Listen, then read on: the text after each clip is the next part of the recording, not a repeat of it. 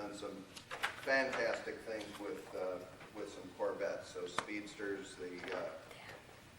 all the different modifications and parts that he offers Corvette owners is excellent. We have in Santa Clara Corvettes and Team ZR1, we're blessed with having one of those speedsters, except it never gets out of the garage, so we don't know what it does on the track, but we'll have to talk to Skip about that. At any rate, without any further ado, I'm going to welcome Reeves Callaway.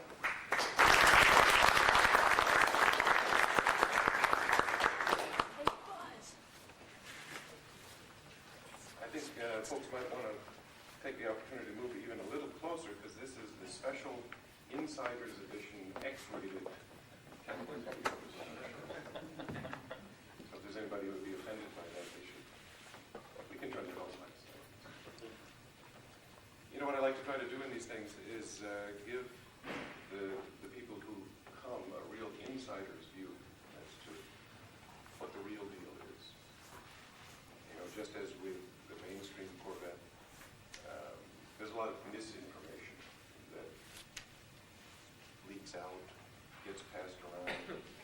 I like to look at these things as an opportunity to give you the insider story from the manufacturer's point of view.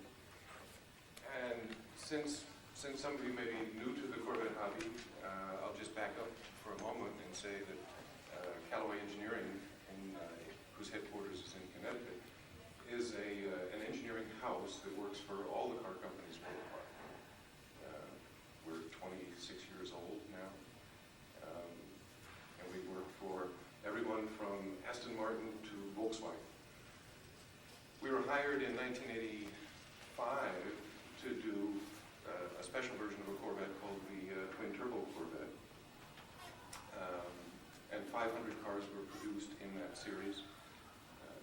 12 of them were very special cars called speedsters, and you'll be able to see speedsters here this weekend. I have to say special thanks to Skip and Santa Clara for going to the trouble to do something that has never been done before, which is to bring all the existing speedsters into one place at one time. Speedsters were built as a variant of the twin-turbo Corvette from 89 to 92. So all of the speedsters are twin turbos. Most of them are L98 based. A few were ZR1 based.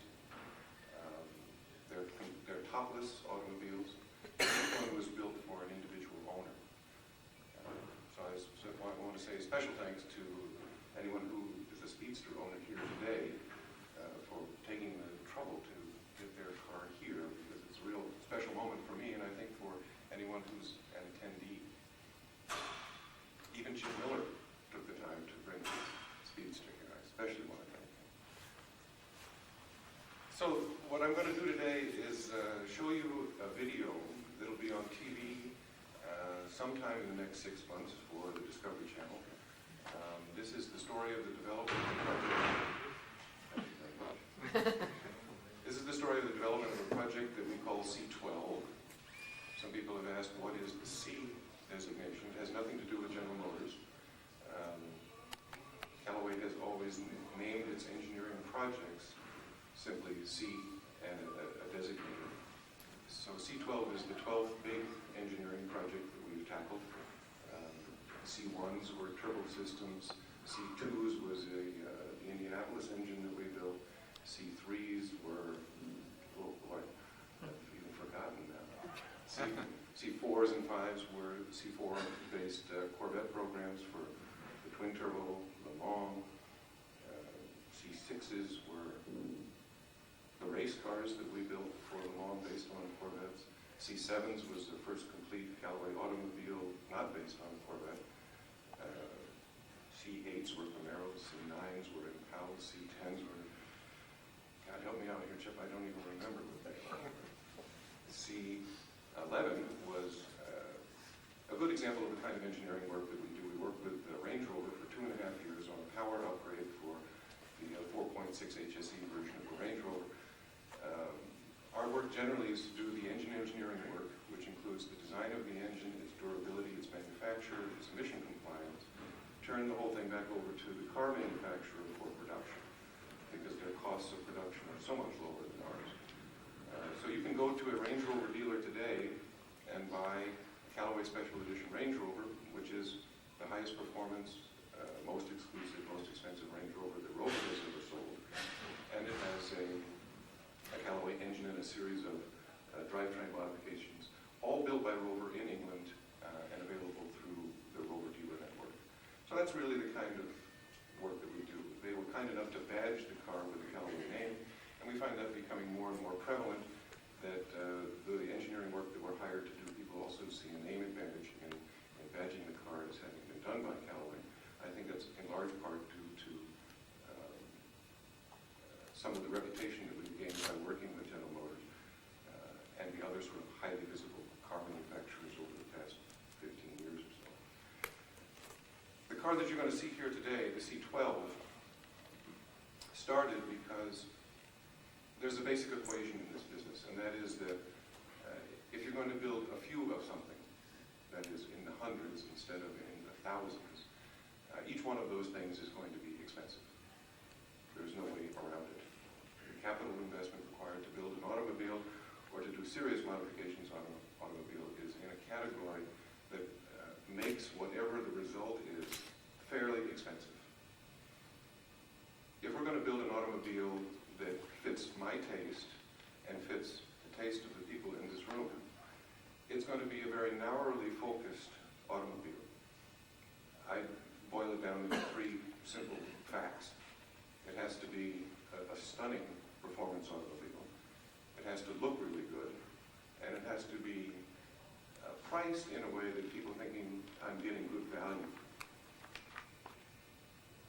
There's another basic equation in the automobile industry, which is that the world has an excess capacity to build automobiles. So if you're thinking about building a special automobile, you'd have to give some real thought to why should I reinvent all of the basic elements of the automobile? If I could buy them instead of build them, I could take advantage of the development that has already gone into those parts. I could take advantage of the cost-effective way in which they are manufactured. It should be my job to select the right components to build the right automobile. Fortunately, GM did a great job of providing us with most of the material that we need in one simple, easy-to-buy program. The C5 is really a remarkable automobile, mostly because of its value.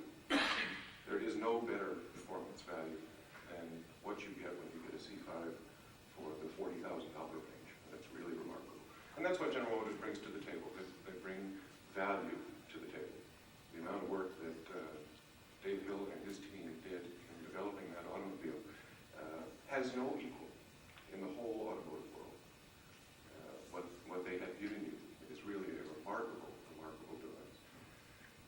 We have to more narrowly focus a car. The Corvette's mission, the C5's mission, is to widen its market appeal, not to narrow it. For people like you and I, we're interested in narrowing its appeal. We all want something with way too much power. We all want something that looks really extraordinary. We all want an automobile that is sort of a reflection of what our automotive tastes have become after becoming mature in the car hobby. So what you're going to see here is an automobile that we don't call a Corvette. We call it a Callaway.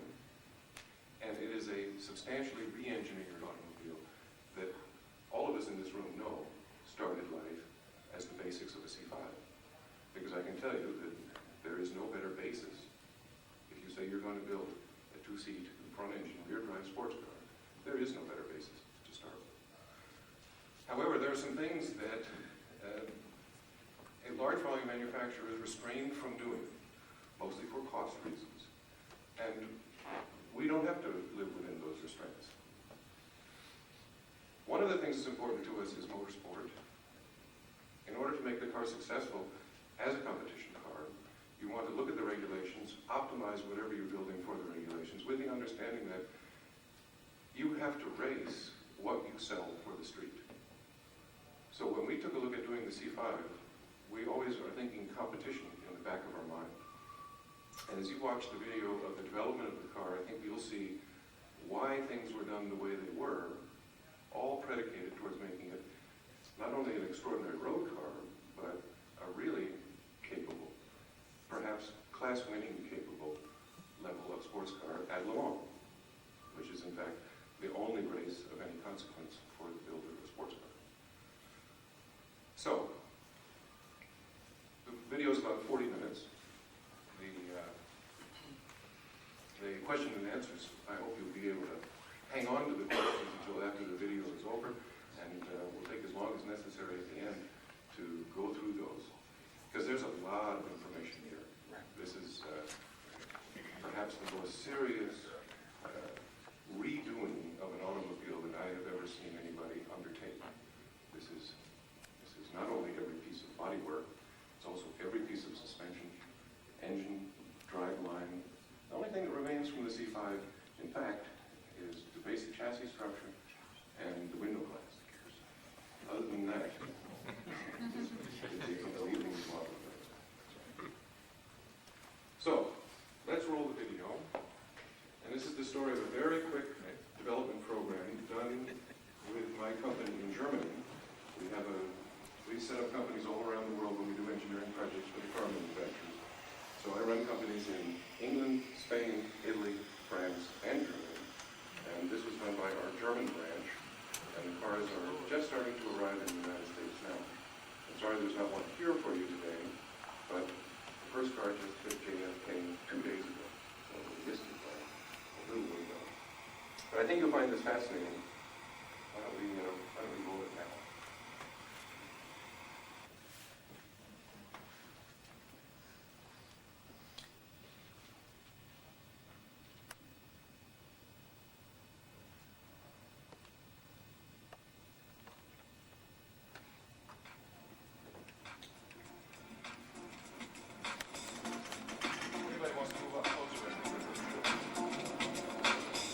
Switzerland, March 1998.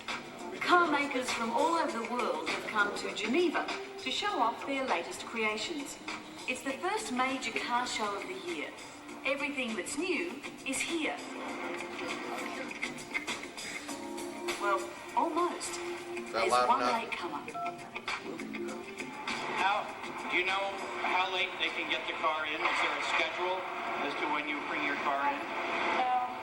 All stands must be ready at 12 this night.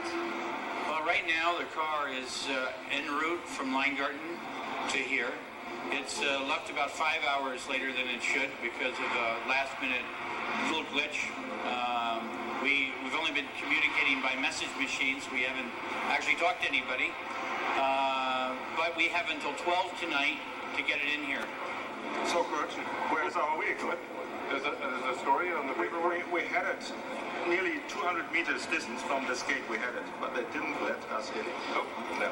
So we have to fill in forms, verify forms. Germany, Switzerland, Swiss forms. Forms. Have you seen the sign that hangs over the toilet? It says, no job is complete until the paperwork is done.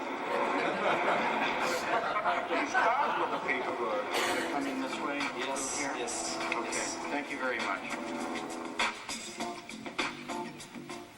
It's frustrating that the Callaway C12 is being delayed by paperwork. This is the first deadline it's missed. And that's remarkable, because 4 months ago, it was only a line on a computer screen.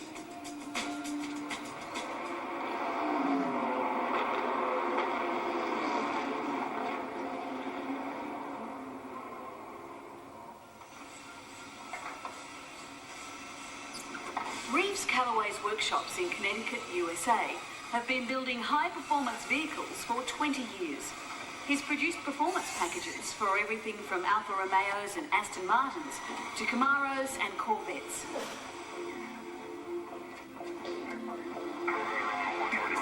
In 1988, Callaway built the awesome Sledgehammer, a twin-turbo Corvette which which blasted around Ohio's Transportation Research Center at 254.7 miles per hour, and then drove 300 miles back to Connecticut. This is still the fastest street drivable road car ever built.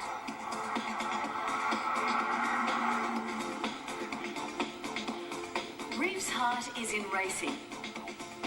From his early days as US Formula V champion to his assault on Le Mans with his Callaway GT2 cars. With the release of the radically redesigned Chevrolet Corvette in 1997, Reeves saw the opportunity to use it as a platform to launch the next generation of Callaway cars on the road and on the track. Paul Deutschmann is a designer working out of Montreal, Canada. His flowing lines made the Callaway C7 Racer one of the best-looking GT2 cars of the decade. His brief for the C12 was to produce a fast and dynamic road car that would form the basis for a new breed of Callaway GT2 racers. A road car that was wide and long, built to the limit of FIA racing regulations. A road car that could carry race-bred suspension on a standard 97 Corvette chassis. A road car that would provide a perfect aerodynamic platform for the wings and spoilers of a race car.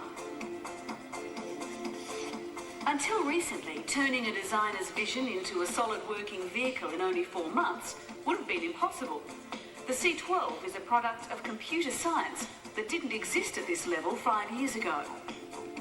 For example, new high-end PC-based design workstations from STB in the US cut hundreds of hours and thousands of dollars from the design process.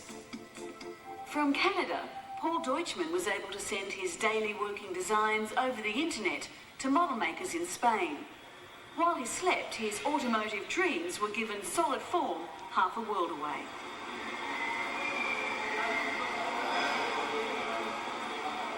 A full-sized clay model was built, converting Paul's drawings into 3 dimensions.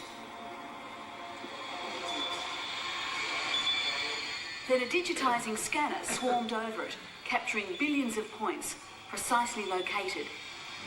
The curves plotted dot by digital dot. What you're doing is, instead of spending hours and days and weeks making a perfectly finished surface in the clay, all you've done is you've approved the overall shape without doing much of the detail work, then captured that dimensional work, and then let the computer do what it is really good at, which is smoothing that surface. And oh, by the way, you can make all the brake lines between a fender and a door and a rocker panel and a rear fender and a bumper, and get all of those perfect at the same time. Once the computer had built its digital model, it could be smoothed and refined, correcting the errors of human hand and eye. Only half the car needed to be learnt by the computer. After all, once it had the shape and dimensions of one side, it could easily produce a mirror image for the other. Perfectly symmetrical, precisely curved. The next step is from the surface information.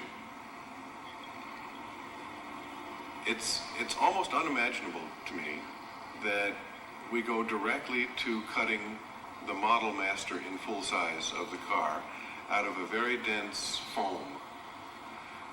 But that's what happens.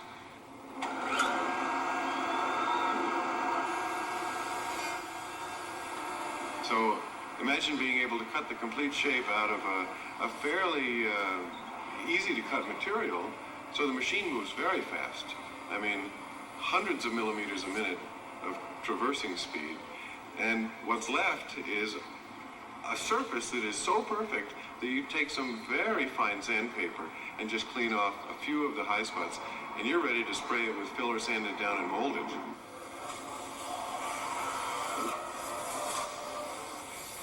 What a car has to have to be successful in this marketplace is a lot of power.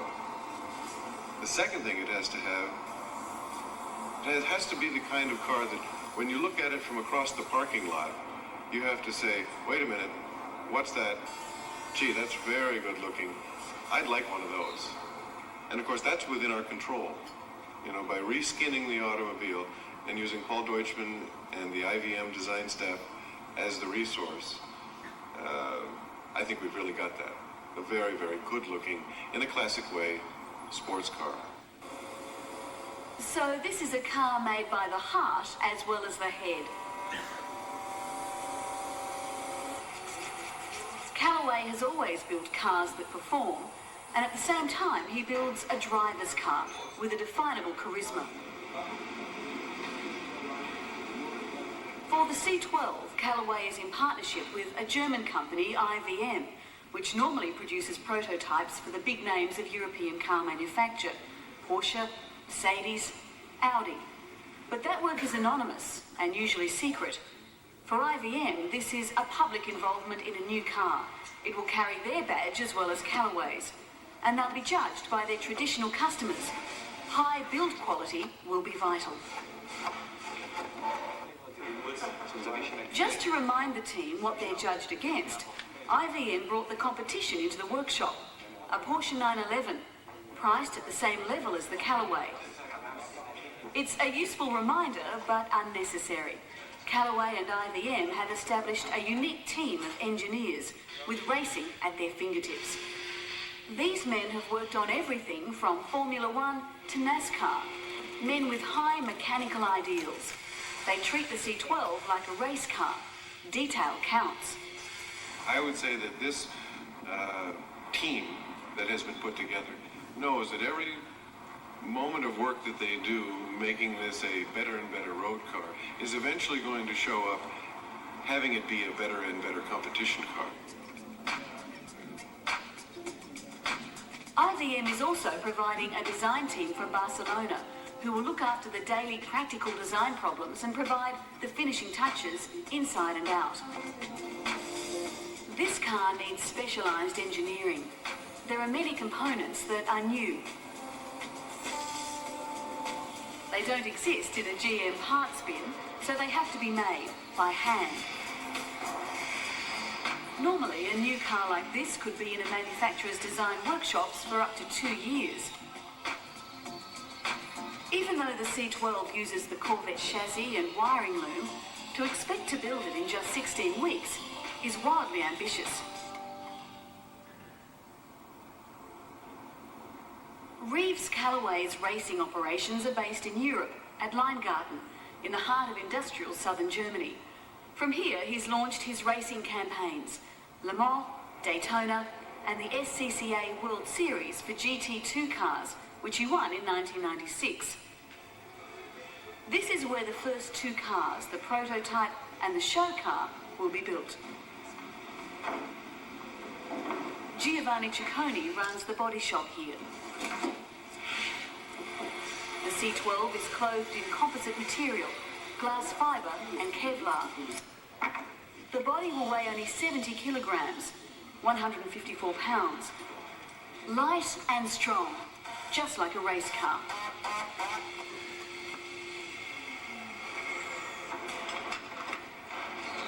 Impressive though the outer shape will be, the real work of a car goes on under the skin. Engine, suspension and tyres. The engine of the 97 Corvette is new, the first new V8 in a Chevrolet for 40 years. In the right hands, this new alloy V8, the LS1, is perfect for big increases in horsepower. Thomas Weiss knows a lot about horsepower. A decade ago, he was working with Formula One team Zaxpeed in an era when they were squeezing 1,000 brake horsepower from a 1,500cc engine. Unlike that one, this engine needs to last a lot longer than a 2-hour race, so Thomas is conservative.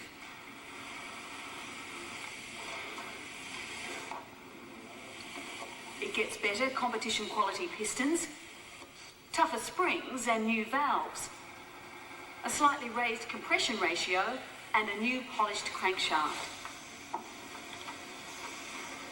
Inlet manifolds are widened slightly and airflow smoothed. Even the throttle body is widened and gets a Callaway butterfly valve. New headers, of course. When the engine is in the car, they'll be invisible. A shame, really, as they're a work of art. This was the first clean sheet of paper opportunity for this engine family to be redesigned using modern materials, modern manufacturing techniques, and having the goal of meeting fuel economy and emissions from really a clean sheet of paper.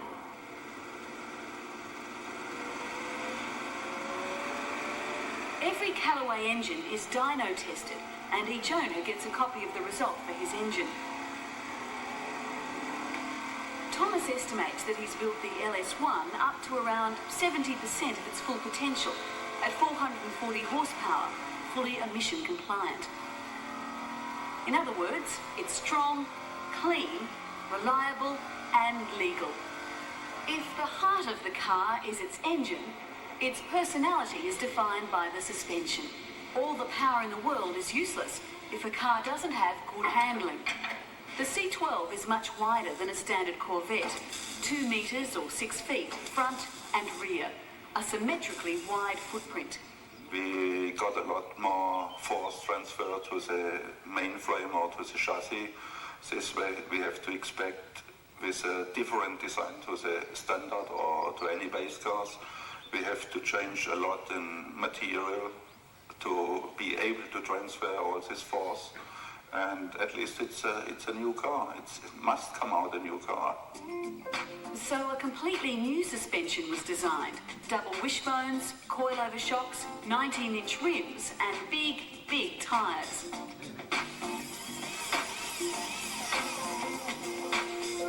The wishbones, or control arms, are like metal sculptures, and they fit perfectly. Just as well, each one took 2 days to press and fold into the right shape. These are made of aircraft-quality hardened steel, built to take the enormous demands of a car travelling at 180 miles per hour.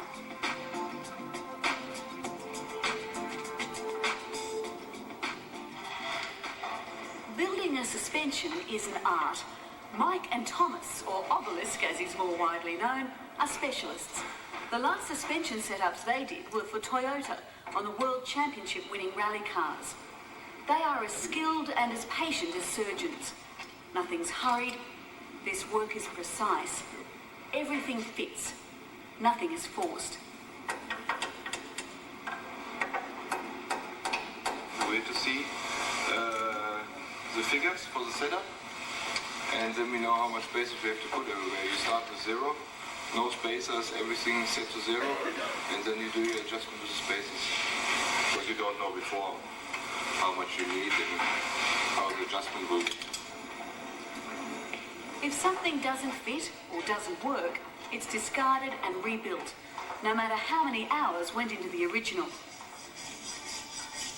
The assembly of the whole car is like this.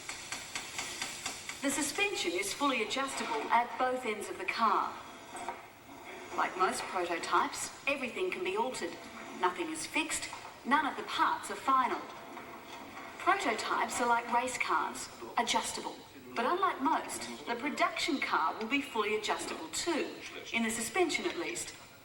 If the road car was non-adjustable, then the regulations say the race car would have to be that way too. And nobody wants that. Keeping the car stuck to the ground are these huge wheels and tyres. 335 by 25 on 19-inch rims on the back and 295 30s on the front. This is Pirelli rubber, making its debut on the Callaway. So here we are, introducing a car on a 19-inch diameter tire at a 25 aspect ratio, which means that its sidewall is very small, and yet the comfort factor, the precision response of the tire factor, its packageability is done in a way that you couldn't possibly afford to do that for yourself. You have to have a competent partner. These rims have been machined specially for the prototype. Unusually fancy for a workhorse, but the deadlines are so tight, that the prototype must also double as the brochure photo car. Even so, the front rims don't quite clear the massive Brembo brakes. So for now, the prototype carries two more workmanlike competition rims. It's the 12th of February, just 4 days before this car is due for its first laps of the Pirelli test track in Italy, and only 17 days before the show car must be on the stand for its debut at the Geneva Motor Show. The show car is stripped and ready for attention, but the prototype comes first. We don't have the luxury of many prototypes used for the individual aspects of what you would like to develop in an automobile. So it's a question of careful spacing of those sub-programs to accomplish all of the goals that any car manufacturer has to accomplish.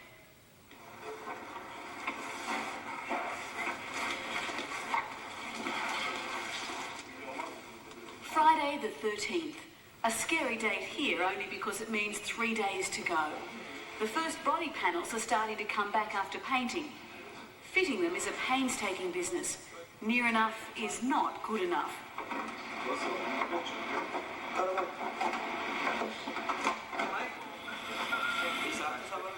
This is a trial run for the show car after all, and that will bear the closest scrutiny in Geneva. The panels must fit tight and close. Door shut lines must be even. The hood must fit precisely to the top edge of the wings. The gutted interior waits for a completely reworked dashboard and seats to arrive. Meanwhile, the modern electrical complexities of heated side mirrors, windows and central locking have to be reconnected to the doors. All this must work first time. There's no time to disassemble the car if it doesn't. The enemy now is time. But team manager Ernst Wahr doesn't call for extra hours lightly. This is one of only a few late nights. Ernst doesn't want to run his team into the ground and risk mistakes. And they've run into a problem. The headlight fairing is a complicated piece of work, and its clear cover has come back from an outside supplier without enough bend in it. Trying to make support for the headlight so they can drill through some bolts. The problem will be to fabricate a bracket that will hold the headlights in place, and then to attach the lens cover to the fairing without it springing off. While the rest of Leingarten boogies, Ernst crosses his fingers and hopes he can get the car to Italy by Monday morning.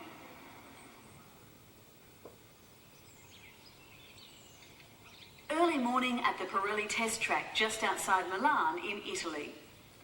For the engineers, this is where the C12 really makes its debut, not amongst the glittering stands of the Geneva Motor Show, but here on the corners and ripple strips of Pirelli. The dynamics of a new car can be simulated on a computer, but it can't tell you how a car feels. The car has been travelling on the back of a truck through the night. It was finished just in time, after a marathon 36-hour shift. The track testing team had to leave Leingarten before the car was finished, so nobody here has seen the final result. There's anticipation in the crisp morning air.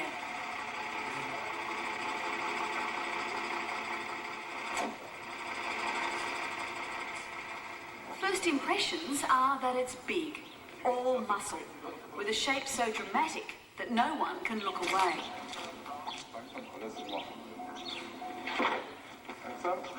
There's a lot to be done here today, but still, care has to be taken not to wipe off the front of the car first time off the trailer.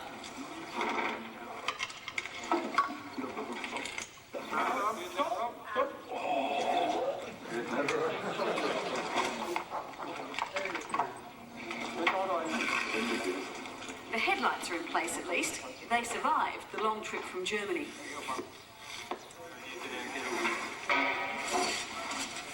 With time so short now before the Geneva show, this test day will also be used to generate photos for the car's brochure. Like a racehorse, it's groomed and manicured, while Chris and Mike check that nothing has come loose during the journey. They also make the first measurements of the day. What are these for? This is the right height. To check how high the car is, if it's parallel and so on. Everything is written down. This is the starting point. With so much adjustment built into this car, it would be fairly simple to spend the day setting the car up perfectly for this track. It is, after all, what they would do if they were racing here.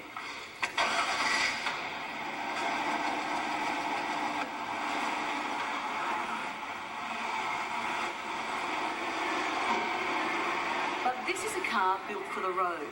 It must be able to cover the ground fast and easily, no matter what the road surface might be. So it's important to gauge how the car feels, as well as how fast it corners.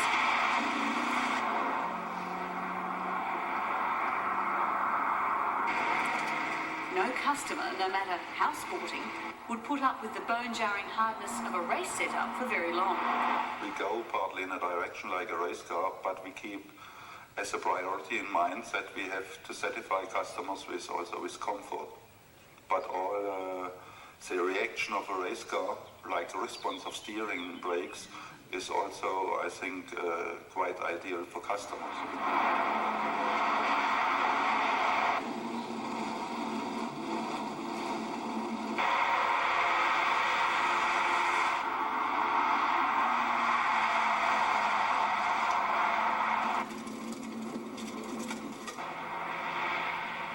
The C12 is doing well for its first day. Despite the final rush to get it finished, nothing was left out. Everything on the car works. After a day of suspension adjustments, the car has begun to feel right.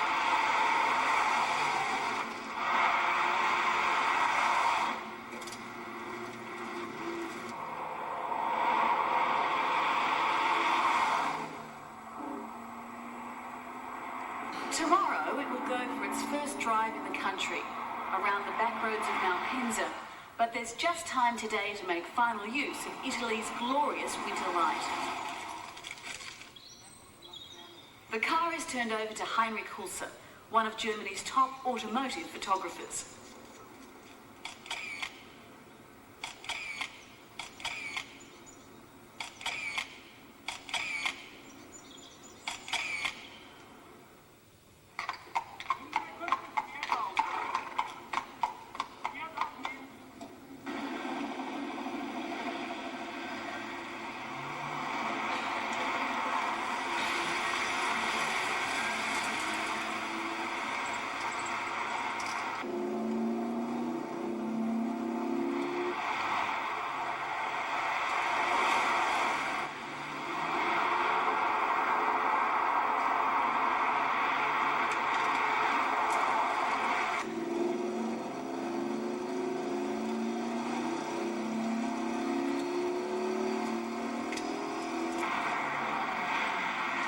This car must be practical to own as well as exciting to drive.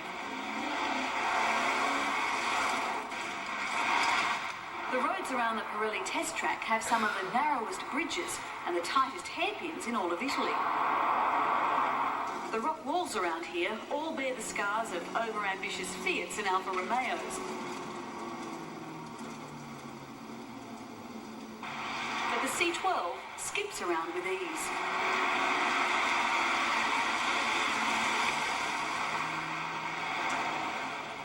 From road testing, we got the first feedback in several different driving situations of the car, and it's more or less the first road testing is an answer if we are in the right direction with our theoretical mind in design and decision, and if we have the feedback which we expected normally, we follow up with some small redesign. There's still weeks of more detailed work to be done to bring the car up to its potential. G-force measurements and corner weights, spring selection and wheel alignment. But all that must wait until after Geneva. Not looking into the camera? The camera calls.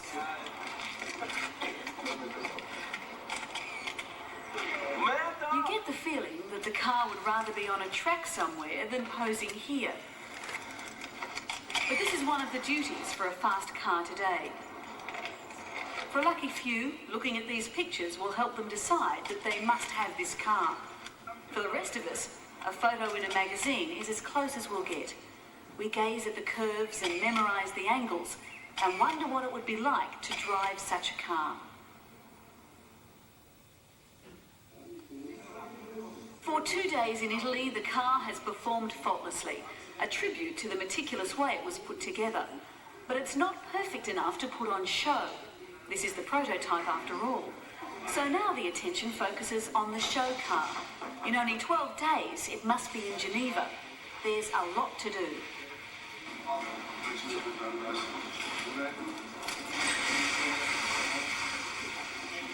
After it arrives back in Leingarten, the only part that's planned to come off the prototype and be fitted to the show car is the exhaust system, a one-off stainless steel exhaust system that took days to produce.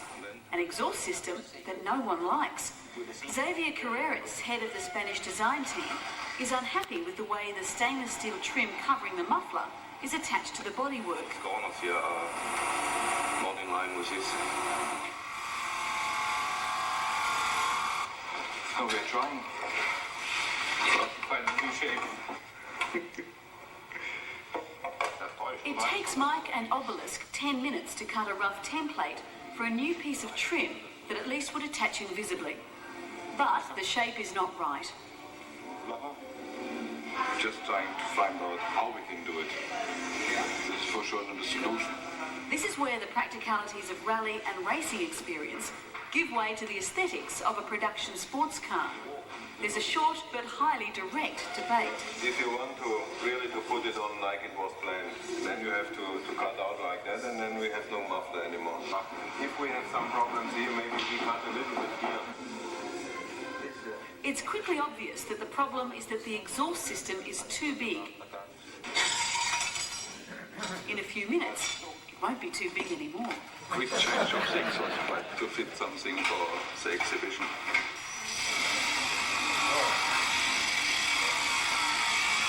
There's a confidence in the decision-making here that makes it seem casual, but the stakes are high. It's a problem now for Geneva. Yeah, I know. For later on, it is not at all a problem. If this is the wrong thing to do, there won't be time to remake the exhaust, and it can't go to Geneva without it. The other issue to be resolved is the headlights. Everyone is amazed that the crude fix on the prototype is held together. Some more to be able to change the bulb from behind. For the show car and the production run, it has to be better than this. Well, we can also cut this quite a piece, you know. I just don't know if you remove all of those, if this will stick together, because this lens had a lot of tension. You know? Did you see how the lens looked? It was about that far off, both sides. That's why we had to use these. You know, because it looks better when the hood is closed. You don't see the piece all the way up to here and to here, you know. Just for this. Without any hesitation, the old fairing molds are scrapped and a new version goes into production. Like the exhaust system, it has to work this time. Ja, du musst bloß erzeugen, dass es nicht verkratzt wird. Blech bleibt schon wieder.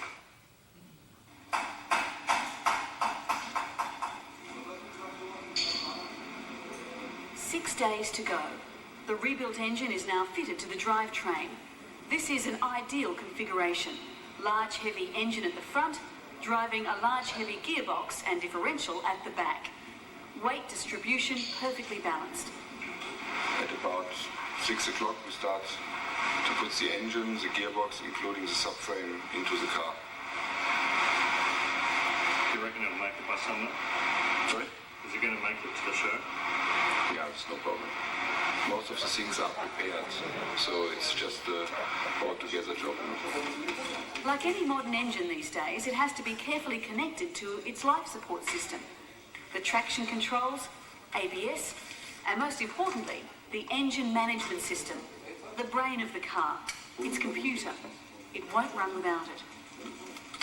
10 10 years ago, there were separate computers or separate subsystems for the various control areas of the car, whether they be the engine management system or the anti-theft system or the heating, air conditioning systems. Now what you're finding is miniaturized electronic components that are multifunctional, multitasking across the same wires. Our problem at the moment is the engine management system. Don't forget, we're asking for 100 more horsepower out of the engine. So modifying this engine has been a challenge. Because so much of it is electronically controlled, you must negotiate with the inbuilt computer when you want to alter performance. It's simple enough to increase horsepower, but the way an engine feels is in the manner it delivers power, the torque curve. We are looking for top speed and acceleration and, the 6 gears, the drop of 6 gears. All Callaway engines are adapted for optimum torque characteristics, as well as pure horsepower. That's where the challenge is.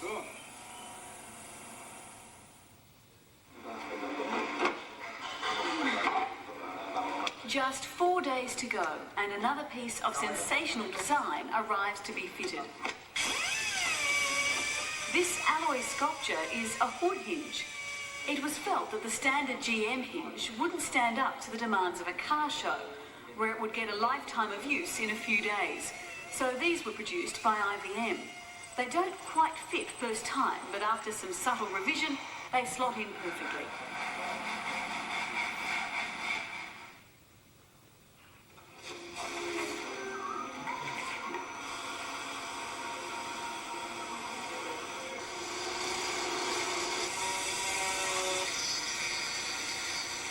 To an outsider, the show car looks as if it will never make it in time, but the mood in the workshop is still relaxed. They've learned a lot on the prototype, and most of the problems have been solved. The new headlight fairings are expected to be out of the moulds tomorrow. The rebuilt exhaust system looks like it will fit now, and the new dashboard has arrived. The wiring tangle has been sorted out, and the electrics have a heartbeat.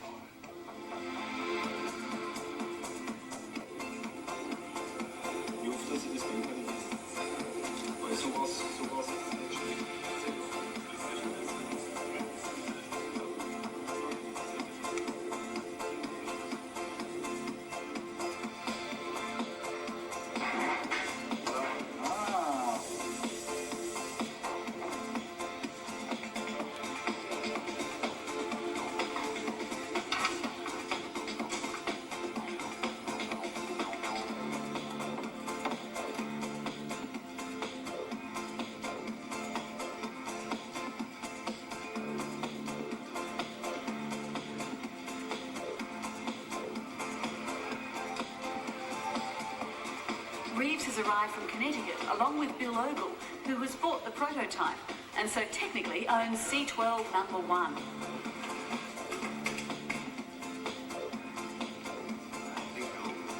But he'll have to wait for delivery.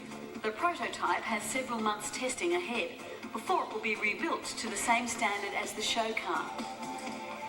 This is his first look at his new car.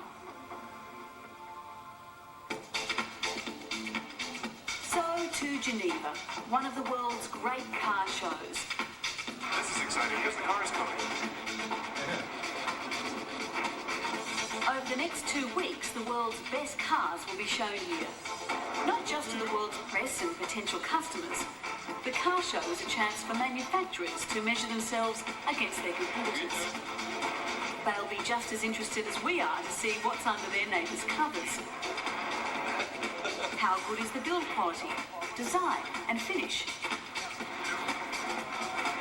The Callaway C12 will be under scrutiny too. It can expect discreet visits from the big guys: Porsche, General Motors, BMW, Ford, Audi, Mercedes. I think I'll take it home. After 4 months of intense effort and pages of Swiss paperwork, the car takes its place. Tomorrow will be a big day. It's showtime.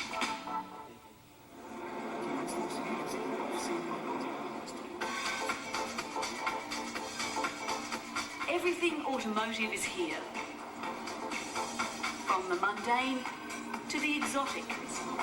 Classics to remind us of greatness, and plenty of others that won't make it. Of course, the Geneva show is an event. It's theatre, and there are plenty of ways to get noticed. But look past the glitter, the celebrities, and the fancy lighting, and you'll see the show is really about selling cars. It's one of the toughest new car yards in the world. Tyre kickers here are fellow professionals and competitors, quick to criticise and slow to praise.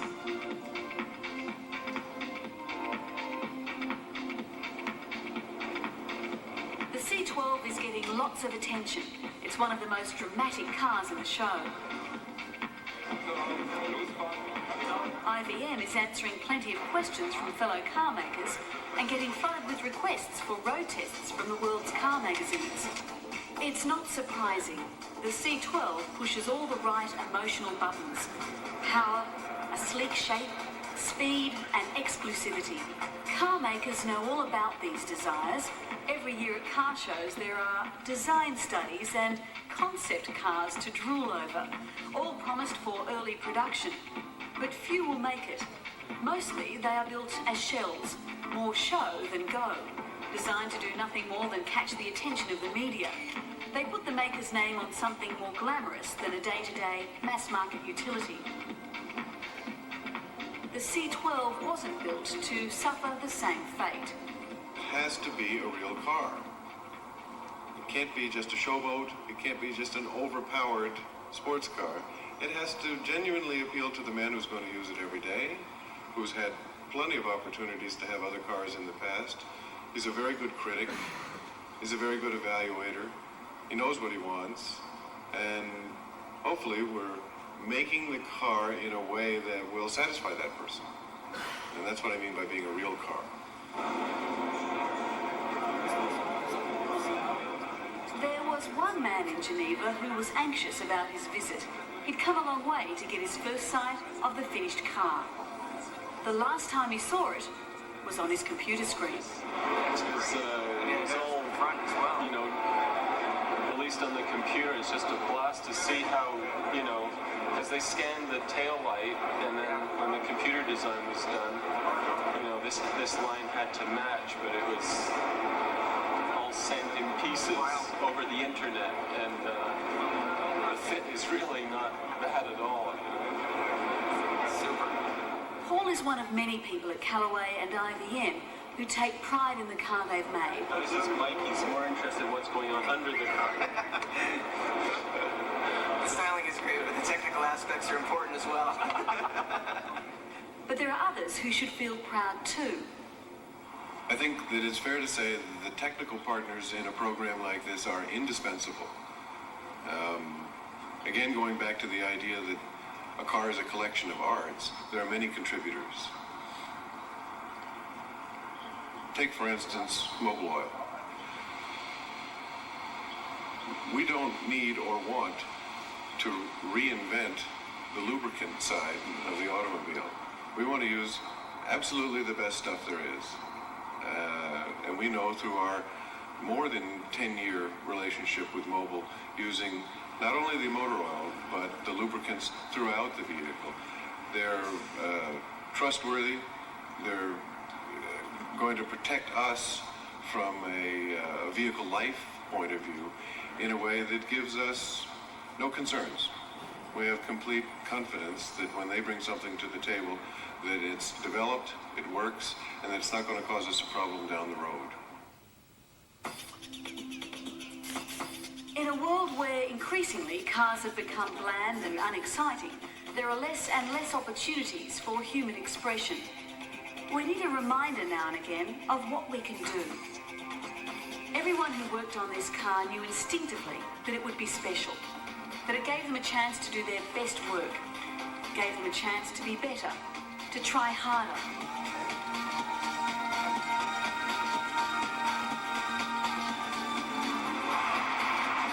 The months ahead will see extensive testing, redesign and finally production. Along with its production life will come racing. For Reeves, the C12's real success will be marked not just with a full order book, but by a full trophy shelf. Daytona, Sebring, Le Mans. He'll be putting this car against the best others can do.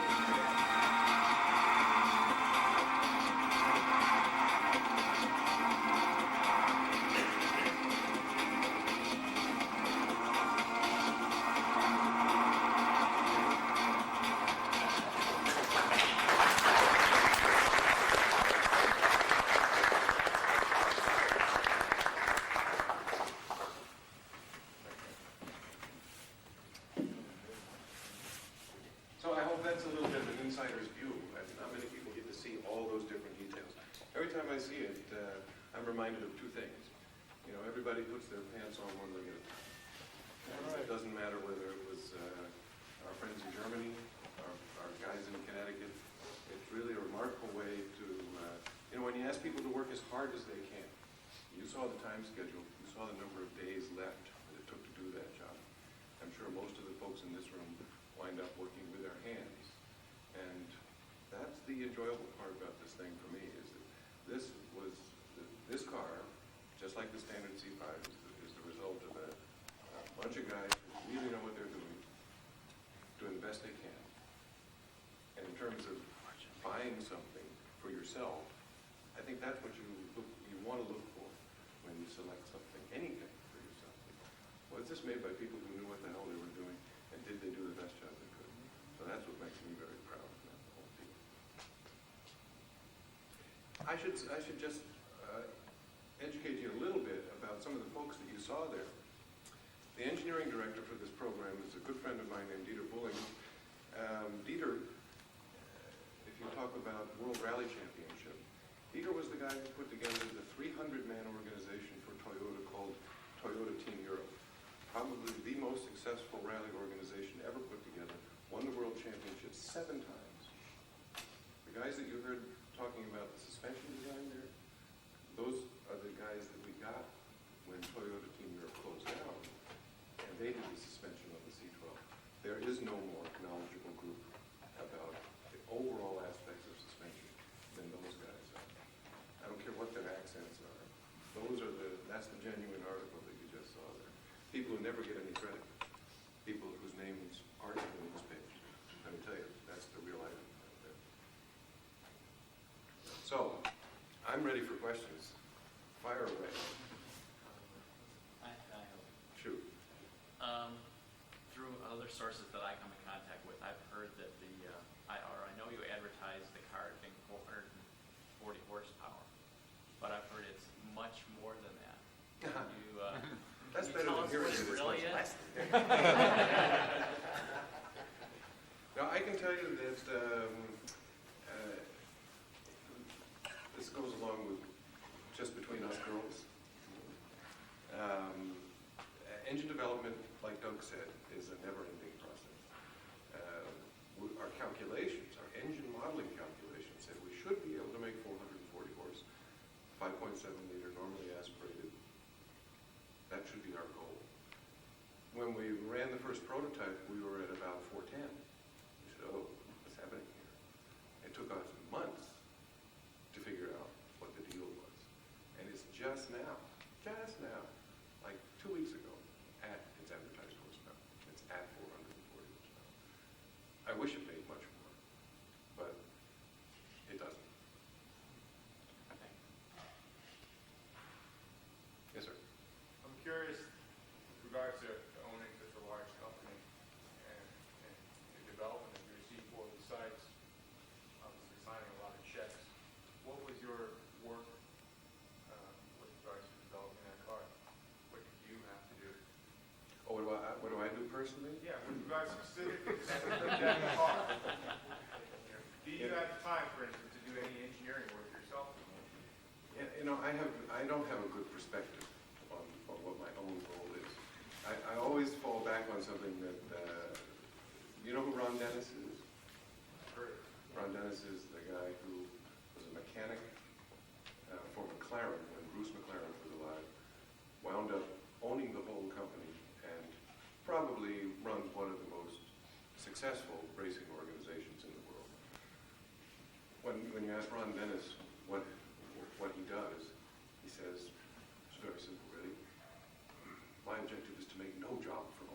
Hey,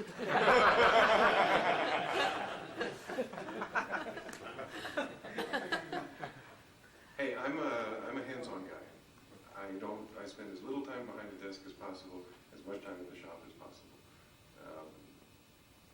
One of the things that I've learned in the past 20 years is that you can hire folks who are a lot better than you are at any particular skill. And that's what I concentrate on now, is trying to find the right folks. So I find myself much more involved with people management than in going out and building it, because I can't do it as well as they can. You know, I'll get to it in 1 second. I just was reminded of a cute story. Harvey Callaway was in charge of Ferrari, Formula One, from 1978 to about 1982. By the time the 82 season came around, they were having a really bad season. They were at the bottom. And for an Englishman to run Ferrari's racing effort, you can imagine that at the end of the season, standing up in front of a group of Italian reporters like this, and the question came up, Mr. Callaway, can you please tell us why we've had such a season that's in the toilet? And he came back and he said, it's quite simple, Vinny. We started off very slowly, and we tapered off from there.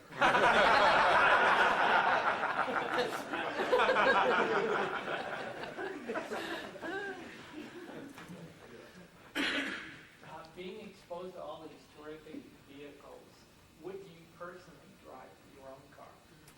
First thing I can say is I don't own a car. I learned that a long time ago. That's a real downhill deal. I have the best job in the world because all of the folks that we work for are required to give us vehicles to live with on a long-term basis. So I can go out and drive whatever's in the lot that night. I'll tell you what it turns out to be normally. It turns out to be whoever you're working for at the moment. So over the past couple of years, I've been driving a Range Rover. It's not very exciting. It gets me home every night. Callaway? Yeah, the Callaway version of our Range Rover. Right. Reeves, in some time back, you were looking at some other spots to maybe open up shop. I know one of them was Mountain View, one of them was San Diego. Any chance that you'd be moving out here to Silicon Valley in any time soon? Yeah, I think we divide that up into sort of two answers. One is the answer where to locate yourself from a engineering, manufacturing, doing business point of view, and the other is where to put yourself from a sales point of view. For the C12, we've set up a new dealer organization, which is paralleled with Rolls-Royce. So we have selected dealers around the country based on whether they handle 3 different brands of automobiles, Ferrari, Porsche, or Rolls-Bentley. We found a very good one here at Ferrari of Los Gatos. So that saves me a lot of trouble in having to open up my own showroom. So we will sell C12s through primarily that kind of dealer outlet. You're probably curious what the C12 costs. It's got a base price of $139,500. A fully loaded automobile is $212,000, something like that. Most of the cars that are on order are at the $170,000 to $180,000 point. So that's the range that an effort like this costs. I would comment to you that we as an engineering company don't make a lot of money building and selling special vehicles. That's not the objective. The objective is to hoist your engineering capability up the flagpole and see who salutes. But we do have to recover our costs from building the vehicles. I can tell you that the end beneficiary of that kind of rationale is the buyer. If you buy one of these cars at $140,000 or $170,000 or $212,000, I promise you that is the best deal you will ever get in the automobile industry. Nobody has ever offered such high quality, such high performance, such exclusivity at that level of pricing. Those automobiles generally should be $500,000, $600,000, $700,000 to really reflect what went into them. But I can promise you, if you're looking for the best deal in the car business, buy one of these cars. Does shop manual come with it? Shop manual in German, English, and French. We try to give the German manuals to the English Do you envision any of the technology that went into the C12 filtering down to the C5 owners? Boy, that's the best question, because that's what I completely forgot to talk about was, of course, is the answer. I mean, there's an awful lot that we learned that is directly translatable. So as soon as we get our act together, as soon as these cars really start flowing, then I'm sure a line of specific things for C5s will come right out of it. We probably will not and should not sell, for instance, the body. You know, that has to remain part of the C12 territory. But hey, one of the things that I really wanted to do in this program was make the car with great sound. The car that you heard on the videotape has a lousy sound. Since then, we fixed that. The muffler system that we had to generate for this car is really a masterpiece. So I'm sure everybody knows how a 911 is muffled. You know, it's a horizontally opposed six-cylinder, so it has two sets of headers that come out and extend into a transverse canister across the back of the car. That allows a certain level of mixing that goes on a bank-to-bank basis. And as you know, in a small block Chevrolet traditional firing order, the tendency is to wind up with a car that sounds like a motorboat because there's an uneven alternating pulse on a side-to-side basis. So unless you wind up connecting the opposing banks to each other, you're always going to have basically a motorboat level of sound, which I don't like very much. I want something that sounds more like a Cosworth than like a Chevrolet. And there is a way to do that with a Chevrolet, and that's what this exhaust system does. So especially when you hear it, when you're sitting in the driver's seat, I mean, to me, that's the only guide to madness. Is what does his ears tell him when he sits in the driver's seat? This thing sounds like no Chevrolet you've ever heard. It's really, really remarkable. Yeah, Reeves, Jeff Halverson with That Magazine, and first I'd like to say after watching that video, it looks like you once again have kind of outdone yourself. And I have three questions for you. The first, how many orders do you have for C12? We shut the orders off at 30 because we thought we were going to be able to deliver 30 cars before Christmas. Now it's clear that we're only going to be able to deliver the first 6 cars before Christmas. And we have found in our experience that you don't want to take an order and deliver too far out. So until we get the first 30 cars done, we won't really open the orders back up. My sense, just sort of off the record, is that this car deserves to be produced at about the 100 car a year level based on our reading of marketplace. I would also qualify that by saying it depends on the economy staying as good as it does. Follow up on that. Where is the production going to happen?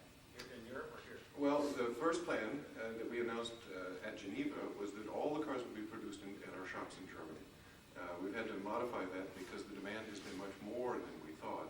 So we're going to simultaneously produce the car in America and Germany. My last two questions are strictly technical and relate to the suspension. Why the choice of going to steel fabricated control lines versus the OE aluminum? Good question. Several important decisions revolve around the whole suspension issue. Number one, the FIA says that no car can be wider than 2 meters. She said 6 feet in the film. She got her conversion wrong. It's 80 inches is 2 meters approximately. There's a basic tenet in the dynamics of a four-wheel vehicle which says that the wider it is, the faster it can corner. So if the regulations say the car can be up to 2 meters wide, if you want to save yourself a lot of aggravation, make it 2 meters wide. That's very wide for an automobile. It's really as much as you would practically ever want the car. But if you're going to make 100 cars a year, you don't want to reforge those control arms. Oh, I'm sorry, I missed a point. In order to make the car that wide, you have to lengthen the control arms because you can't put a deeply offset wheel on a car and still have the dynamics of the suspension or kinematics of the suspension do what they're supposed to do. So you have to really take the hub carrier and the whole wheel plan and move it outboard 4 inches on each side. The easiest way to do that, as far as a prototype goes, is do it just the way it's done in every Formula One car. Make them out of a clamshell, pressed together, steel, Healy arced A-frame, and simulate all good design work that Chevrolet put into the original control arm. If you notice, it's shaped much the same way. But the material has changed because you don't have to do $150,000 worth of hot isostatically pressed forging for the aluminum. The interesting thing is it winds up being lighter, and it winds up being something that you can heat treat when you're done to make it very strong. And it gives you the ability to change it shortly into the development program if you ever wanted to. The other thing that it does is you may have looked at the coilovers that were pictured around those shock absorbers, and if you know anything about springs, you say, hey, those springs could never hold the car up off the ground. And you're right. Plus, on a standard C5, there's no room to put a coil spring around the shock absorber. You run into the upper control arm. So, with those things said, you want to make it longer, you want to make it quick, you want to make it changeable, and you want to accommodate coil spring around the shock absorber, you come to this solution pretty quick. It better be steel.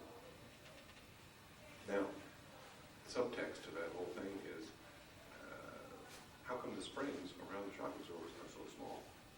Well, as much as we are a proponent of individual coil springing at each wheel, the plastic springs in the car work pretty damn well. I mean, there's a reason why they're there. They are light, they are impervious, they don't degenerate over time, at least the late model ones don't. They package very well, and they're there. Those are 4 or 5 good reasons to keep them there. This business about crosstalk, between a leaf spring having some residual effect of crosstalking across the car, left front to right front because it has a leaf spring in it, that's horse pie. It doesn't work that way. But what we did was, as any sports car manufacturer would have to, if you lengthen the control arms, you need a higher spring rate to hold the car on the ground because the magnetic no longer lever arm. We added the supplemental spring rate around the shock absorber, leaving the standard spring rate in the leaf spring. But if you wanted another 20 pounds of spring rate, why not just add that 20 pounds to each individual shock absorber, rather than discarding the original 160-pound rate spring and having to add it all back out at the wheel again. So I think it's a very clever, from a packaging point of view, certainly from a cost-effective point of view, and certainly from a tunability point of view. It's lovely to have a coil spring around each shock absorber because then you have some ability to adjust the ride height and the cross-weighting of the car. So I'm sorry if that was sort of a long-winded answer to why steel fabricated arms. Appreciate that insight. My final question is also ride handling related, and obviously your car is going to be capable of significantly more aggressive handling. It's pretty well known already about the LS1 that once you start increasing the max lap appreciably, you run into some problems with the oiling system. I did come in late, did not see the first part of the video, but I was wondering how you address that problem. The question is if you're going to generate really high lateral force, and I have a comment to make about that first because this is fun. Everybody in Europe uses Hockenheim as the baseline for testing. The magazines, the car manufacturers, pretty much everybody. Central and the short course at Hockenheim is a good workout for the car. For example, 911 twin turbo gets around Hockenheim short course in 1 minute and 17 seconds. And that's a very capable sports car. About 6 weeks ago, it was an interesting day because Chrysler was there, Porsche was there, we were there, and Ferrari was there. And it goes like this. Minute 17 for Porsche, standard. This is in the hands of a professional driver, but on road tires. No tricks. Half a tank of fuel, standard production cars. The Ferrari 456M GT, the second generation 456, very capable car, in the hands of our test driver, who now works for Ferrari. Enrico Bertaggia is the development driver for the 456M. Was able to haul that sort of porky little puppy around Hockenheim in 1 minute 16.8, so 0.2 of a second faster than in 911. Stryker was there with a new version of the GTS 2 coupe, the one they call the Le Mans version, GT2, with all of the big wings and spoilers. It got down to a minute 15.8. That's remarkable, because if you said you did 15.8 at the short course at Hockenheim 2 years ago, that meant you were in a race car. And you know how powerful the Viper is. It's a fine ride. The C12 with a standard engine in it, not 440 horse, 345 horse, on the rubber that we intend to deliver on the production cars, minute 13.3. So I looked at the data recorder afterwards and I said, you know, the data recorder says that we're generating 1.35 to 1.45 lateral G in this car. I don't think that's possible. Would you go back and run it again? And ran it again, the numbers were exactly the same. So this is the new news to come out of this session. I can tell you, gentlemen, that we have moved the standard by which automobiles on the road will be judged in terms of their lateral force generation. And that is why you go to all the trouble to do what we did. Widening the suspension and having a tire made specifically for that car has now moved the standard by which all automobiles will be judged, because nobody's ever done that before. The theoretical maximum for a four-wheeled vehicle on race rubber is 1.7 G. Physically impossible to exceed that. But anytime you're in a real road car situation, which you need compliance and road clearance and noise and all of those other things, to be anywhere over 1 G is really astounding. I mean, if you've been in a car that generates a G, you know what I'm talking about. That's serious stuff. To be at 1.3 to 1.4, we're talking incredible. So that's how you get down to 13.8 or 13.3 at Hockenheim short course. Did I lose the original question? Yes. And you have further confirmed that the C12 is generating a tremendous amount of laps. Once we have that, what do we do about the oil? From blowing up LS1 when they suck the oil dry. We made a very clever solution to that. It's a very old solution. It's called a swinging pickup. And that seems to work. So the pickup is, I was going to make a joke about it. Now I want to know the real answer. Okay, the real answer is that, you know, the oil is picked up from the crankcase by a little thing that looks like a vacuum cleaner snout. And it's fixed in the middle of the motor. And as the oil goes to one side of the motor, it uncovers the pickup. When it goes to the other side of the motor, it uncovers the pickup. So why not make the thing a little G sensitive and have the pickup swing over here where the oil is? You know? And when you turn the other way, it swings over here where the oil is. So that's how you do it. We have time for one more question. This is a good one. Okay, let's have it. When do we expect to see the C12 on a racetrack? Oh, that's not a good one. Good rock.